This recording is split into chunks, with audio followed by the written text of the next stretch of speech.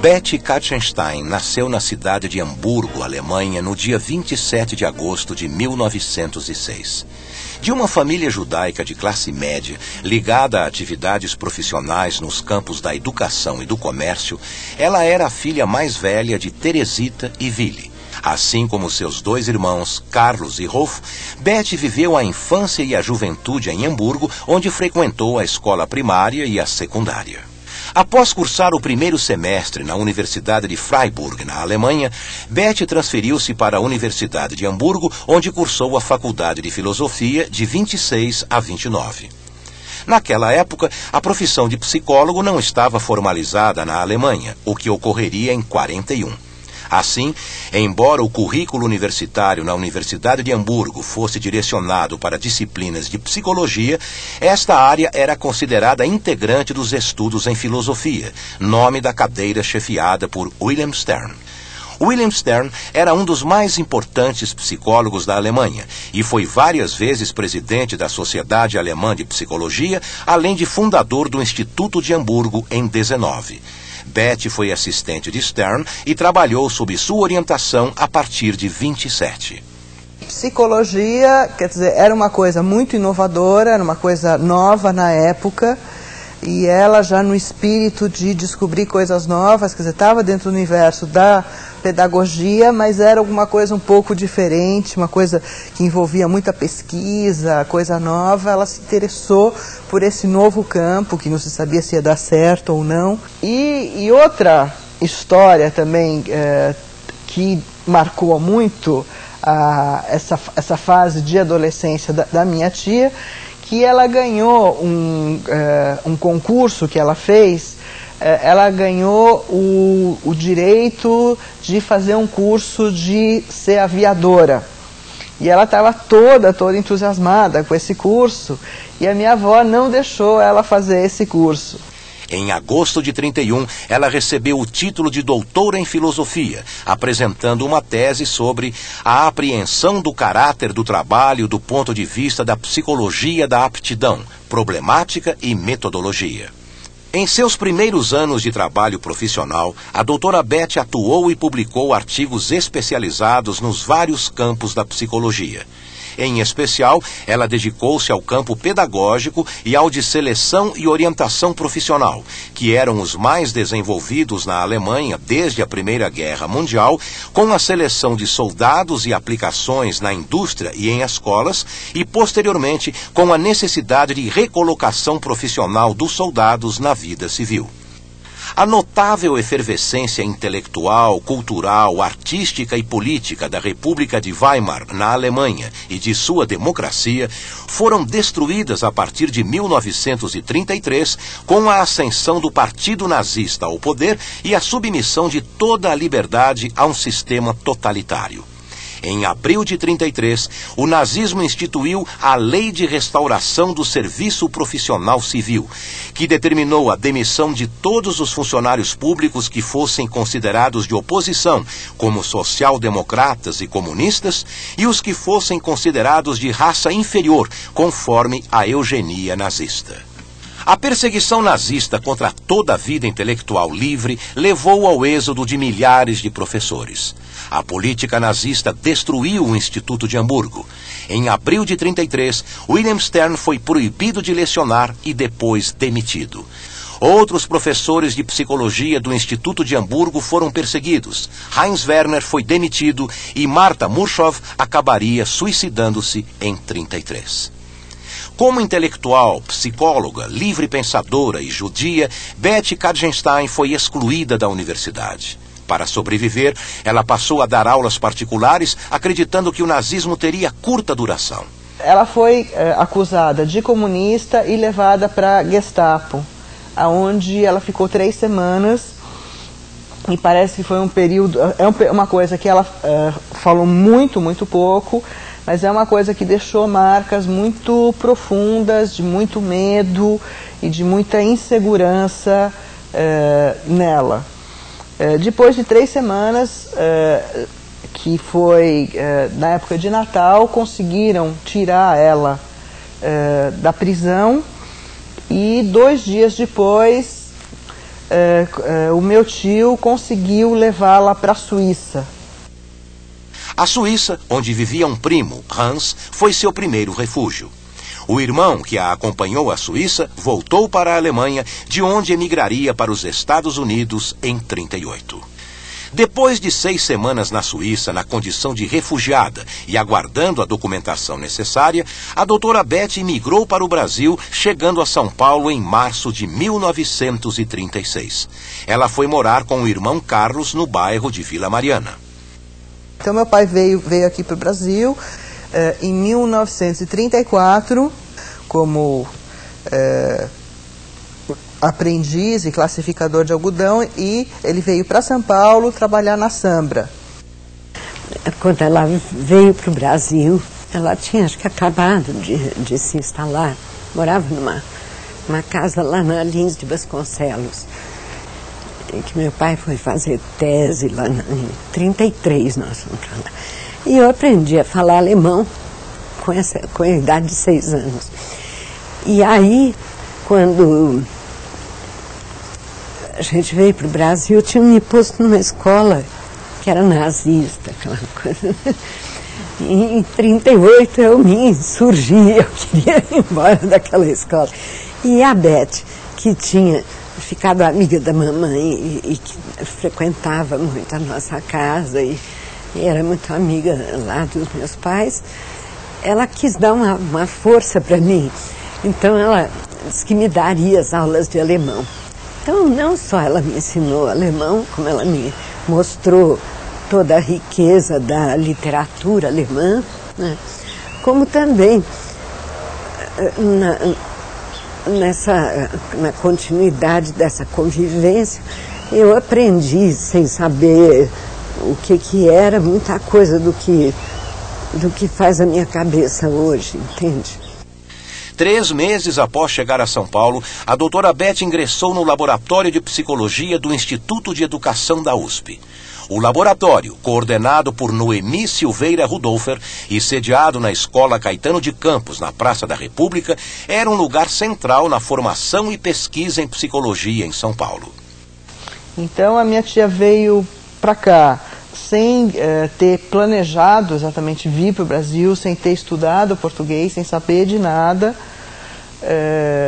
Mas assim, ela, com o conhecimento que ela teve, ela foi conseguindo se adaptar, se encontrar, ter espaço para o trabalho dela e para o conhecimento dela em todas as instituições aqui no Brasil, e aonde ela conseguiu desenvolver todo um jeito diferente de fazer psicologia e de viver bem também. A mãe deu aulas para ela, trocava. Ela dava aulas de alemão para minha mãe, mamãe dava as aulas de português para ela. A doutora Beth trabalhou no Laboratório de Psicologia da USP por 5 anos, desenvolvendo pesquisas sobre interesses infantis, como um estudo sobre leitura nas recém-inauguradas bibliotecas infantis do Departamento de Cultura, que fora liderado pelo escritor Mário de Andrade. A doutora Beth defendia a importância do brincar, de se exprimir com liberdade e de escutar as crianças. O psiquismo infantil tem uma estrutura diferente do nosso. Sua lógica e sua concepção do mundo, com seus acontecimentos, diferem das nossas. O estudo psicológico das suas manifestações na língua, no desenho, nos testes, nos faz compreender este mundo infantil e nos deixa agir melhor nele para o desenvolvimento são das crianças de hoje, homens de amanhã. O interesse por compreender o mundo infantil e orientar atividades educacionais norteará o trabalho da doutora Beth a partir de 1940 em outras instituições pioneiras nesta abordagem, como a Cruzada Pró-Infância e a Organização Feminina Israelita de Assistência Social, a OFIDAS. Dirigida por Pérola Byton, a Cruzada era uma instituição de assistência à mãe e à criança que mantinha jardins de infância em vários bairros. Na Cruzada, a doutora Beth organizou o departamento psicológico, nele trabalhando durante 11 anos. Este departamento, além dos estudos individuais feitos a pedido das professoras, as jardineiras ou de pediatras, realizava vários estudos coletivos sobre os interesses das crianças, seus desenhos, jogos e livros preferidos e estudos sobre a maturidade escolar, nível de inteligência e socialização. A sistematização e divulgação de suas ideias sobre educação infantil e organização de jardim da infância e a sua luta pela instituição de um curso preparatório ao primário levaram a doutora Beth à chefia da Divisão de Educação Pré-Primária do Departamento de Educação de São Paulo, onde desenvolveu trabalho de pesquisa e de orientação de professores entre os anos de 50 e 53. Além das crianças em idade pré-escolar ou das crianças escolares que deveriam ser promovidas ou não, com a doutora Beth aprendi a trabalhar com outro grupo de crianças. Crianças, como hoje diríamos, com habilidades diferentes. Como naquela época se dizia, crianças com atraso, crianças com problemas físicos, com deficiências físicas. E desta maneira trabalhamos, por exemplo, com crianças da Sociedade Pestalozzi, onde ela me parece que foi uma das conselheiras, e participei de várias avaliações de crianças da Sociedade Pestalozzi. Da mesma maneira, crianças do Lar Escola São Francisco, crianças que apresentavam deficiências físicas e, na grande maioria, também concomitantemente problemas de retardo no seu desenvolvimento. O Lar Escola São Francisco foi fundado em 43 por Maria Ecilda Salgado para criar um lar-escola para crianças fisicamente deficientes. A doutora Beth participou da fundação da entidade, sendo dela, inclusive, a sugestão do nome de São Francisco para a instituição. Até 54, a doutora Beth formou, junto com 4 médicos, o Conselho Técnico da instituição. Na Sociedade Pestalozzi, fundada em 1952 para atender às crianças excepcionais, a doutora Beth atuava como colaboradora. O que era uma professora especializada em excepcionais na época, eu acho que a gente se fabricava na hora, porque eu entrei numa sala de aula e eu tive que inventar o que fazer, porque as classes eram compostas de crianças em várias idades diferentes e retardos diferentes, então precisava muita criatividade, muita coragem, muita petulância também para enfrentar aquilo tudo ali. Assim também, doutora Beth trabalhou com a dona Dorina Novaes, que foi a fundadora do Livro do Cego, e também nessa área de indivíduos com deficiência visual, a doutora Beth desenvolveu um trabalho. Ela era muito consultada por famílias cujas crianças tinham déficits neurológicos, não é? Que se traduziam em vários déficits de fala ou déficits motores mais abrangentes, deficiências mentais em vários níveis.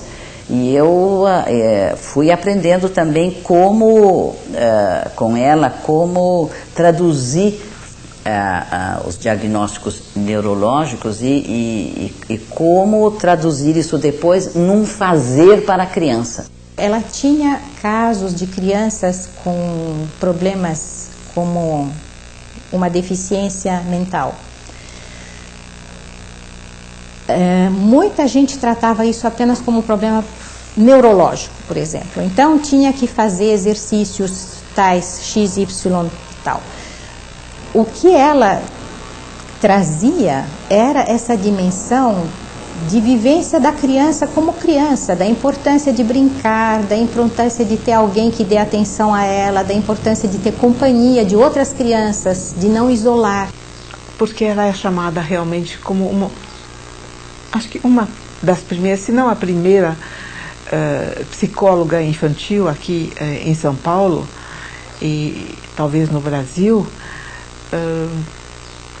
especialmente trabalhando numa área clínica, porque havia a professora Noemi Silveira Rudolfer, mas que fazia mais um trabalho de universidade, acadêmico, atendia em clínica, mas não tanto como a doutora Beth. Também acho que ela era melhor usada desta maneira, porque na época ela tinha uma informação que nenhum de nós tinha. Então, por exemplo, eu que com os meus 20 anos tinha uma paciência infinita e trabalhava com crianças difíceis, em vários níveis de dificuldade, era muito importante estar com essa criança e poder trazer para a doutora Beth o que acontecia, porque ela supervisionava muito bem, ela era muito perspicaz. Nesta época, o problema de crianças que tinham alguma deficiência dentro de uma família era um estigma muito grande. Fundada em abril de 61, a APAE de São Paulo foi criada por um grupo de pais de crianças excepcionais e profissionais que atuavam neste campo, entre os quais a doutora Beth, considerada na época uma das maiores especialistas em retardo mental. Eu acho que o papel da doutora Beth na APAE foi um papel muito, muito importante. Não apenas como assessora, mas inclusive com uma força propulsora das atividades lá realizadas.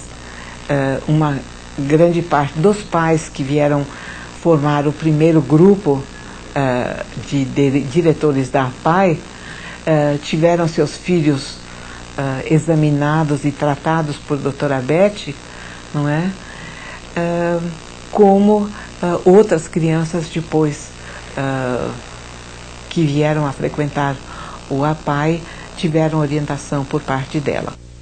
Como refugiada e imigrante, a doutora Beth era particularmente sensível às questões das crianças nesta condição.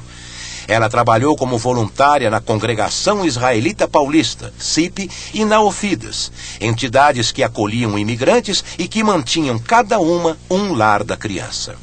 Uma característica, né, dos três Katzensteins, né, da minha tia e dos dois irmãos, é que eles sempre tiveram uma preocupação social muito grande, sempre tiveram uma preocupação com as pessoas e com a comunidade onde eles viviam, e sempre dedicaram muito do seu tempo para ajudar e melhorar as condições de todas essas pessoas. Nessa situação de imigrantes, é lógico que as pessoas se reuniram e, inclusive, meu pai foi um dos fundadores da Congregação Israelita Paulista. Doutora Beth, que já esteve aqui como psicóloga, foi de grande ajuda também no trabalho que foi feito com os imigrantes, seja na CIP, então, ou seja em outras instituições judaicas. 3 anos após chegar ao país, a doutora Beth naturalizou-se brasileira, formalizando sua decisão de estabelecer-se definitivamente no Brasil.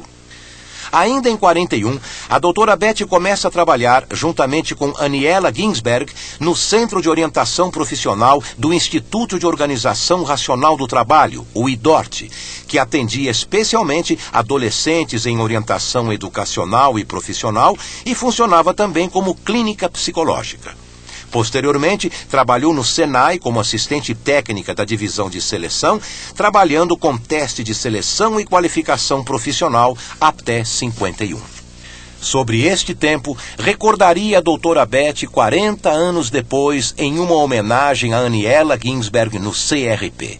Em suas palavras: cheguei a encontrar nossa homenageada 44 anos atrás, em 1936, conhecendo-a, entretanto, de vista do nosso tempo de estudantes, num seminário da Universidade de Hamburgo, discípulas que fomos do eminente cientista William Stern. O destino e o amor à profissão nos uniram. Estabeleceu-se entre nós um contato sui generis. Chegadas ao Brasil no mesmo ano, tendo como língua materna o polonês e o alemão, respectivamente, adotamos a língua portuguesa para nossos entendimentos. Outra área em que a doutora Beth atuou desde os anos 40 foi a área médica. Ela se preocupava muito com as crianças doentes ou hospitalizadas e com o preparo dos profissionais que atuavam com estas crianças: médicos, enfermeiros, fisioterapeutas, ortóticas e dentistas. Isso também fazia parte desse começo da doutora Beth aqui, de uma coisa que não existia, essa preocupação de acompanhar uma criança que tinha que ser hospitalizada.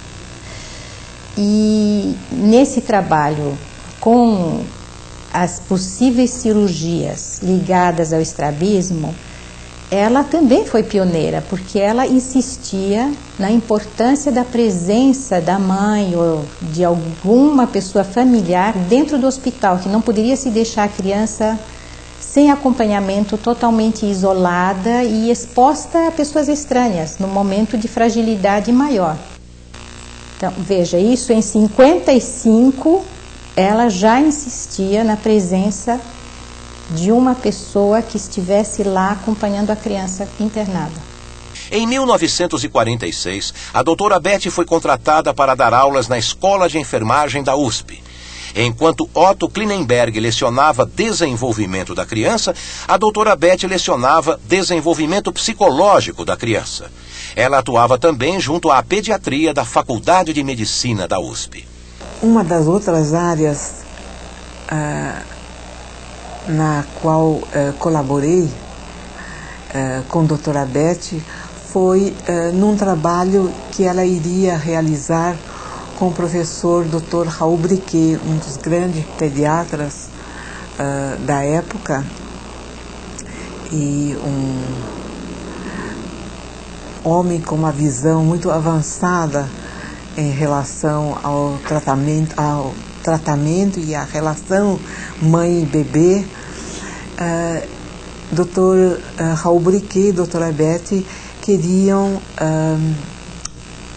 fazer um trabalho de instalar no Hospital das Clínicas o que era chamado de rooming-in, de alojamento conjunto, ou seja, o bebê ficando junto com a mãe e não no berçário.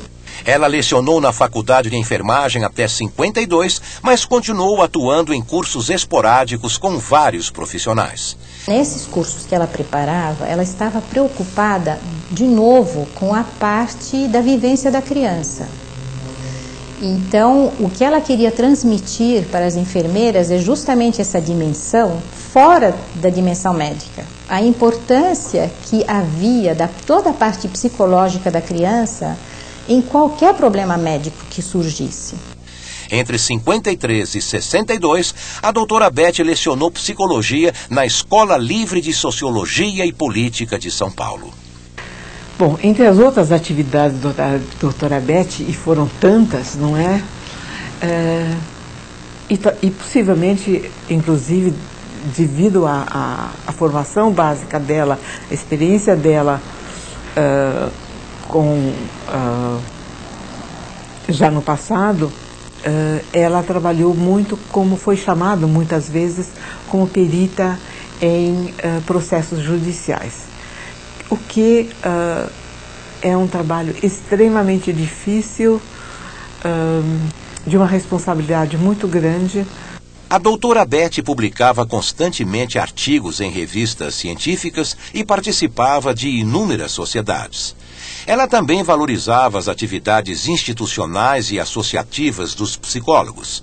Foi integrante do comitê diretor da Sociedade Internacional de Psicologia Aplicada de 49 até 71. Esteve entre as fundadoras da Sociedade de Psicologia de São Paulo em 1945 e, posteriormente, foi uma das primeiras a se inscrever no Conselho Regional de Psicologia de São Paulo.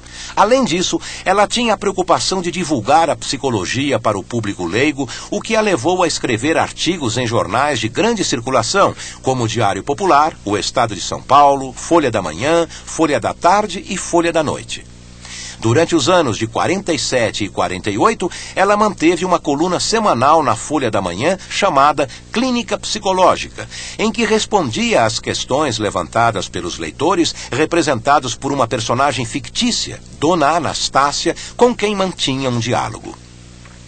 Na década seguinte, manteve uma coluna de nome A Psicóloga Responde na revista feminina Lady. Nesta revista, escrevia também Huberto Schoenfeld, com quem a doutora Beth viria a se casar aos 52 anos. Durante mais de 40 anos, a doutora Beth atendeu em seu consultório, que funcionou em sua residência. Ela atendia pais, crianças e adolescentes em estudos de caso, diagnóstico e orientação. Seu estudo envolvia a aplicação de testes e de entrevistas, pesquisa de álbuns de fotografia, diários e material escolar, e também a observação da criança nas situações reais em que ela vivia, seja em casa, seja na escola ou em atividades livres. Quando eu comecei a trabalhar com a doutora Beth, era anos 55, não tinha curso de psicologia na PUC e nem na USP, né?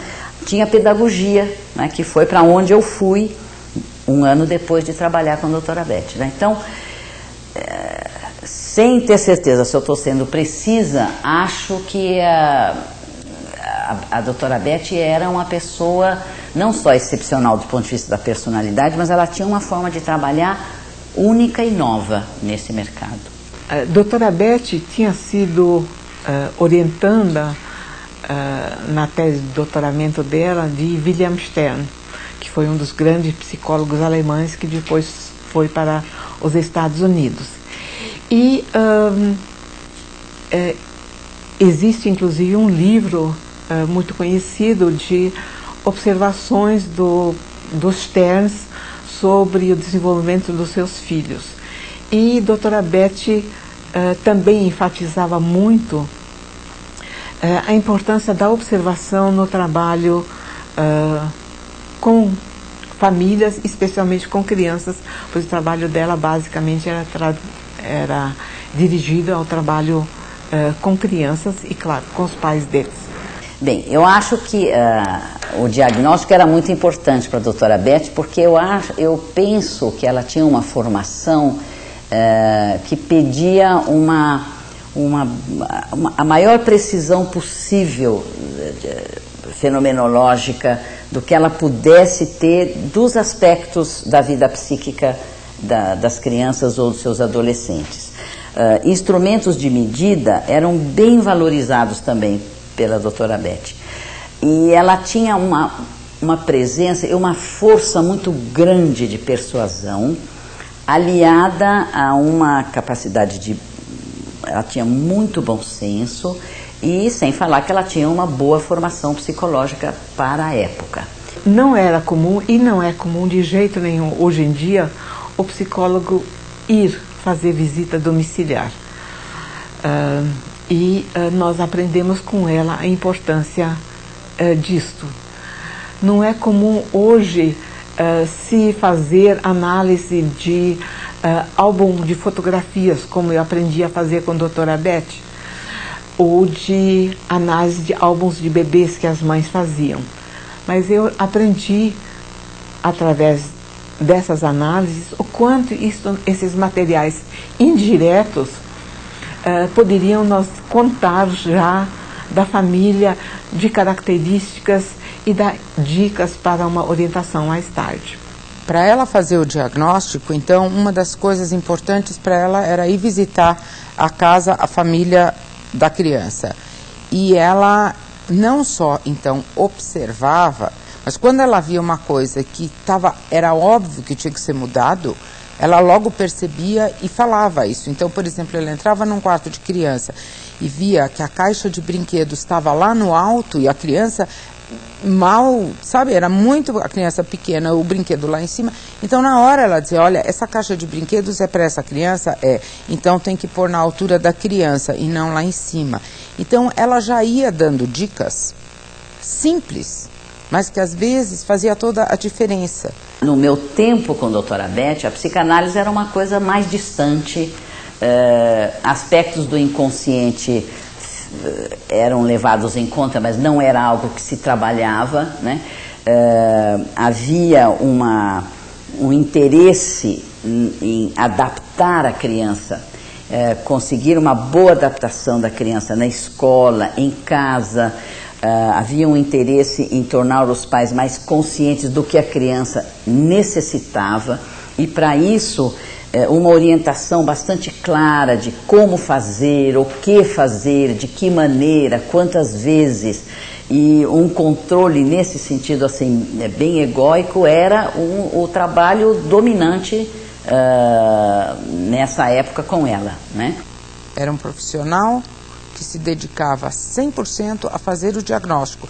Ela não fazia sozinho. Então, por exemplo, tinha uma colaboradora, a Raquel Vieira da Cunha, que era especializada em teste de Rorschach. Então, quando ela tinha um caso que precisava fazer teste de Rorschach, ela não fazia, ela sabia fazer. Mas ela encaminhava para uma outra pessoa, porque daí ela poderia depois conversar com essa pessoa e ver um outro enfoque que eventualmente escaparia para ela. No teste do mosaico, né? Que era um teste para aptidões criativas, assim, que ela gostava muito de aplicar, nós chegamos a fazer um trabalho sobre esse teste juntas, né? Então, ela fazia um relatório por escrito sobre o qual ela se baseava para conversar com os pais. E esse relatório, então, era dividido em material de estudo, onde tinha a visita domiciliar, a visita escolar, os relatórios médicos, tudo que tinha sido pedido, material de testes, e fazia parte desse material de estudo. Depois vinha o diagnóstico, quer dizer, ela fazia uma análise de todos os testes que tinham sido feitos, uma avaliação do como, quando, etc., minuciosa. Depois ela dava a orientação, a conclusão e depois a orientação. Então ela chamava a família, explicava o que acontecia e fazia os encaminhamentos. E esses encaminhamentos eram para outros profissionais de todas as áreas. Ela não encaminhava só, eventualmente, para uma terapia com um psicólogo, se ela achava que isso era necessário, mas ela tinha fisioterapeuta, ela tinha professor de educação física que ela indicava, clubes com professor de natação, terapia ocupacional, as mais diversas profissões, com as mais diversas especialidades, ela encaminhava os pacientes. E nós, então, éramos os colaboradores que tínhamos que atender os pacientes que ela nos encaminhava e mandar relatórios para ela. E os testes, né? A doutora Beth era uma clínica desse ponto de vista, assim, usando testes que ela tinha trazido de fora, que ela tinha muita tarimba em usá-los, muito bom senso em trabalhar a parte qualitativa dos resultados dos testes, tanto os que mediam escalas de desenvolvimento, como noção de inteligência, mas era uma noção de inteligência, porque o coeficiente de inteligência há muitos anos já caiu em descrédito. Mas no trabalho com a doutora Beth, eu sempre fui orientada e trabalhei muito na avaliação da qualidade. Interessava muito mais descrever as respostas, descrever a qualidade do desempenho do que se ia dar QI, X ou Y. Os testes psicológicos eram considerados instrumentos muito importantes para a doutora Beth. Ela traduziu, adaptou, estabeleceu normas para avaliação em nosso meio de testes estrangeiros e produziu vários trabalhos, discutindo resultados comparativos de testes como Rorschach e Mosaico de Lowenfeld. Mas foram os testes coletivos, especialmente de maturidade escolar, que a ocuparam mais. Doutora Beth trabalhava muito com desenhos, usamos muito os testes de maturidade escolar, o ABC do Lourenço Filho, tinha outro teste de Colibuse. Com esses testes de maturidade escolar, a doutora Beth acabou elaborando o seu próprio teste, que foi uma reunião de itens de vários testes que foram usados e que, então, ela compôs, fez um estudo a respeito e que se mostrou útil mais tarde, então, como um instrumento de avaliação de maturidade escolar. O nome Becasse vem das letras B, K e S, as iniciais de seu nome. Mais tarde, ela recebeu uma proposta de dirigir a cadeira de psicologia em Assis, no interior. Financeiramente não era bom, porque ela tinha que assinar um termo de que ela lá não poderia ter clínica particular. Mas foi para ela suficiente, porque o desafio de ir para um lugar onde tinha muito menos profissionais do que aqui e poder formar uma ou algumas gerações de psicólogos era tão mais fascinante para ela do que o dinheiro em si, que ela largou tudo aqui, fechou a clínica particular, sabendo que talvez mais tarde, algum dia ela voltaria ou ela retomaria ou não, mas não era nem a preocupação dela.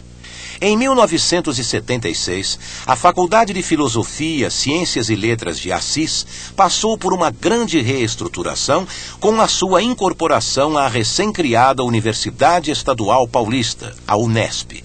É neste contexto de transformação que a doutora Beth foi convidada como professora do Departamento de Psicologia. Iniciando como professora de técnicas de exames e aconselhamento, tornou-se chefe de departamento e coordenadora da clínica psicológica. Em Assis, ela participou de vários eventos e iniciou uma série de projetos extracurriculares. Introduziu um plantão de atendimento de psicologia aos alunos, um programa de assessoria ao judiciário e estimulou projetos comunitários e de pesquisa. Ela coordenou também o primeiro curso de especialização em psicologia clínica da Unesp de Assis, que resultou em um livro publicado com a participação dos alunos. Eu visitei ela com meu marido diversas vezes lá em Assis, era uma viagem danada de longe, mas ela estava bem, ela estava satisfeita e ela curtia muito o carinho das famílias, dos alunos, dos professores, colegas lá de Assis, que era uma coisa que já não existia aqui em São Paulo. Então, por exemplo, não tinha domingo que alguma colega ou alguma aluna ou alguma professora não levava um pirex com alguma comida gostosa para o almoço. Ela não tinha que cozinhar porque eles tinham, assim, decidido que a doutora Beth vai comer todo domingo alguma coisa que a turma fez, que era uma novidade para ela, porque isso não existia em São Paulo. Então ela sempre curtiu as coisas boas que aconteciam no lugar. Na época da contratação na Unesp, a doutora Beth já tinha mais de 70 anos e, por isso, foi contratada como professora colaboradora por um período de 2 anos, renovado em 78 para um novo período bienal, ao final do qual não pôde ser novamente renovado por obstáculos administrativos. Em reconhecimento da importância de sua atuação na Faculdade de Assis, o Centro de Pesquisa e Psicologia Aplicada leva hoje o seu nome. Em São Paulo, a doutora Beth retomou o consultório. Foram meses de trabalho intenso em que ela também reorganizou todo o seu arquivo. Ela tinha muitos e muitos e muitos arquivos e ela anotava todas as impressões que ela tinha sobre cada caso, ela aplicava muitos testes, então todos os resultados dos testes eram guardados e isso ela sempre precisou de pessoas para ajudar ela nessa organização do material e com isso aconteceram coisas muito incríveis, dela conseguir atender crianças e ter nos arquivos dela coisas sobre os pais dessas crianças e coisas sobre os avós dessas crianças. A impressão que ela teve de cada um dessas pessoas da família. Então ela conseguia fazer um estudo muito completo disso. E por desejo dela, no testamento, todo esse material, logo que ela faleceu, foi queimado. E assim, que é uma coisa muito boa para os pacientes, né, no sentido do que ela percebeu, assim, realmente ficou na relação dela com os pacientes, mas é uma coisa muito triste em termos de pesquisa e da gente entender um pouco como que ela realmente chegava às conclusões que ela chegava sobre cada caso. Até o último dia ela estava completamente ativa. Depois, na volta, então, ela retomou pacientes aqui e foi trabalhando. Quando o coração dava um sinalzinho, ela dizia que não tinha tempo para cuidar disso. E assim, uma manhã ela infartou. Ela disse que ainda tinha que terminar um pequeno relatório para ir para o hospital. E não voltou mais. Em 25 de julho de 1981, 7 meses depois de retornar a São Paulo, a doutora Beth faleceu. As colaboradoras dela e muitos alunos dela pediram para nós se poderiam fazer uma missa. E nós, obviamente, aceitamos. Então, no Lar Escola São Francisco, foi rezada uma missa em homenagem a ela, que era uma mulher muito eclética. Então, ela era judia, ela nunca escondeu isso, mas ela também não achava que uma determinada religião era ou a melhor ou a mais importante. Portanto, ela tinha essa visão holística também nisso e, obviamente, nós então também entendemos que cada um tinha que rezar do seu jeito pela alma dela. Então, teve também uma missa, também um culto judaico, enfim, teve uma coisa como ela tinha sido.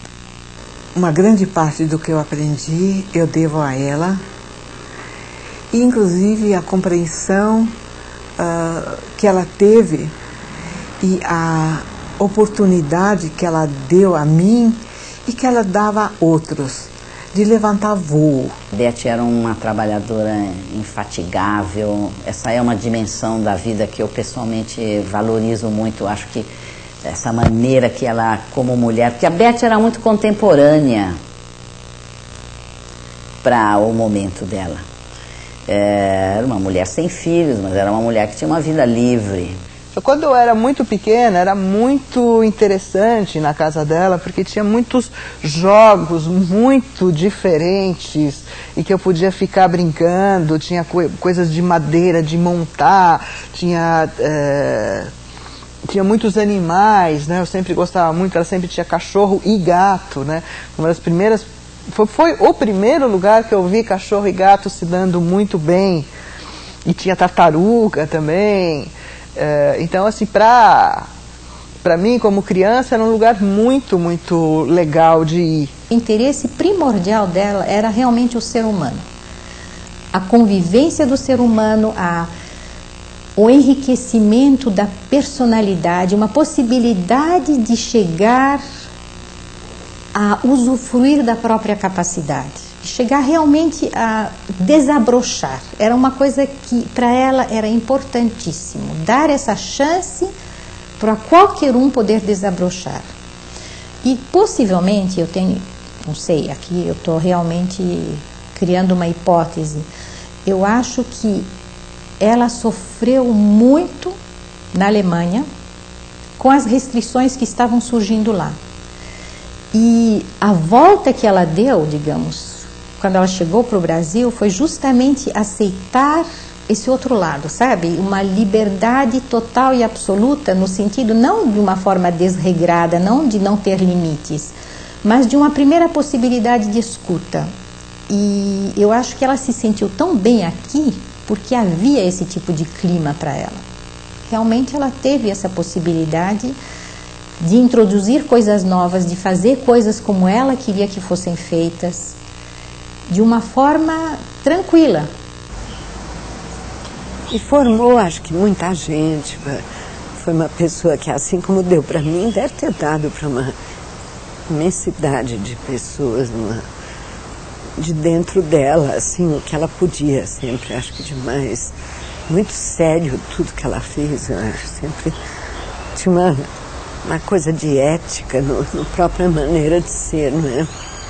Eu acho que é mais realmente por esse ângulo que eu penso a doutora Beth, como humanista. É uma pessoa muito livre, muito original na maneira de pensar. Eu nunca senti nela nenhuma regra, assim, isso é importante, né? Ela é sempre aberta para as surpresas, porque ela pudesse descobrir